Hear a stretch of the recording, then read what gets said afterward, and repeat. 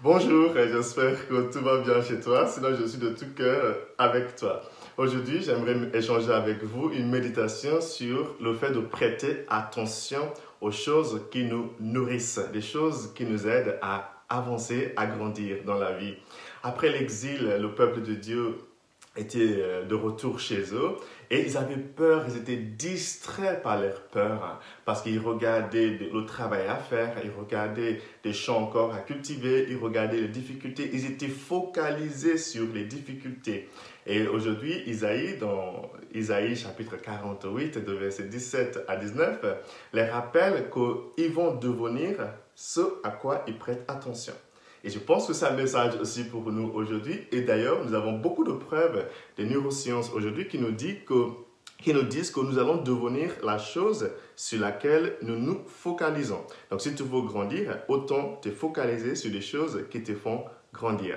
Regarde ce que Isaïe dit ce matin. Il dit, c'est le Seigneur qui parle, si seulement tu avais prêté attention à mes commandements, si seulement tu avais prêté attention à mes commandements, évidemment, le mot hébreu qui est utilisé là-bas, c'est dabar, ça veut dire ma parole. Si seulement tu avais prêté attention à mes conseils, par exemple, n'aie pas peur, je suis avec toi, plutôt que de te focaliser sur tes difficultés, des choses qui ne marchent pas, regarde ce qui pourrait t'arriver. Le Seigneur continue, il dit, ta paix serait comme un fleuve, ta justice comme les flots de la mer, ta prospérité serait comme le sable, comme les grains de sable, ta descendance.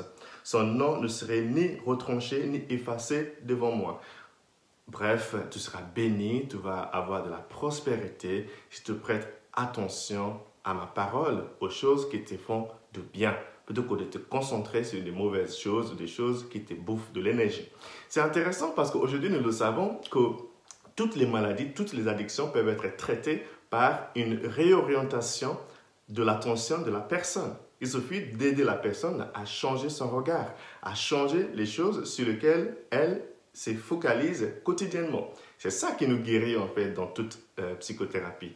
Je sais que c'est un peu simpliste ce que je dis et quand je dis ça à mon frère qui lui est psychiatre, il est fâché avec moi parce que je simplifie un peu son métier. Mais en réalité, c'est ça.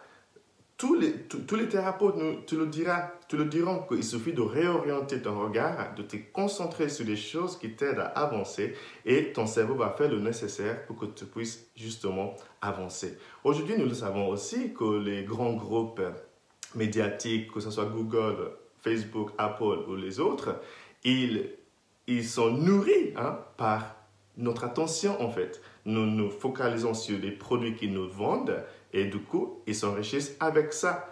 Tout simplement pour nous dire que l'attention est de l'or. C'est de l'or aujourd'hui l'attention. Si tu arrives à attirer l'attention de quelqu'un, c'est de l'or que la personne t'accorde. C'est très important de toujours se demander sur quoi suis-je focalisé aujourd'hui. Est-ce que je suis focalisé sur les difficultés ou est-ce que je suis focalisé sur les possibilités d'avancer de là où je suis?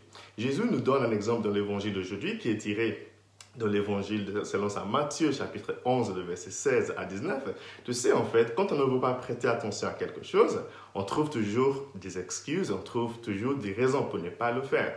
Il nous donne deux exemples, deux images. Il y a Jean le Baptiste d'un côté et Jésus de l'autre.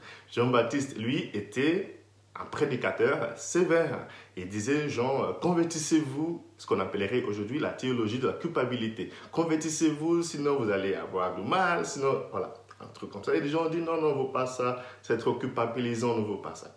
Et Jésus est venu, il prêchait ce qu'on appellerait aujourd'hui la théologie positive, de Dieu amour, tous les commandements se résument en aimer Dieu et aimer son prochain.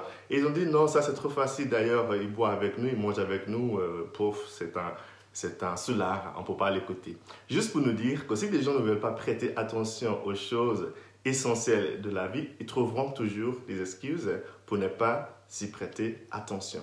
Le message d'aujourd'hui est simple. Le Seigneur nous invite à prêter attention aux choses qui nous nourrissent, des choses qui nous guérissent, des choses qui nous remplissent, des choses qui nous aident à avancer et d'essayer de nous déconnecter de ces choses-là qui nous enlèvent de l'énergie, ces choses-là qui nous enlèvent de l'espoir. Parce que, attention, tu seras connecté à la chose auquel ou à laquelle tu prêtes ton attention. C'est très connu aujourd'hui, c'est démontré par beaucoup de recherches scientifiques. Donc, il est très important aujourd'hui, chers amis, de nous connecter de nouveau à la parole de Dieu par en prêtant attention à la parole de Dieu, de nous connecter aux personnes qui nous nourrissent, aux personnes qui nous aident à avancer, en prêtant attention à ces personnes-là.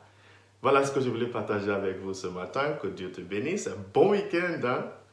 Que Dieu te bénisse, c'est lui qui est le Père et le Fils et le Saint-Esprit. Amen.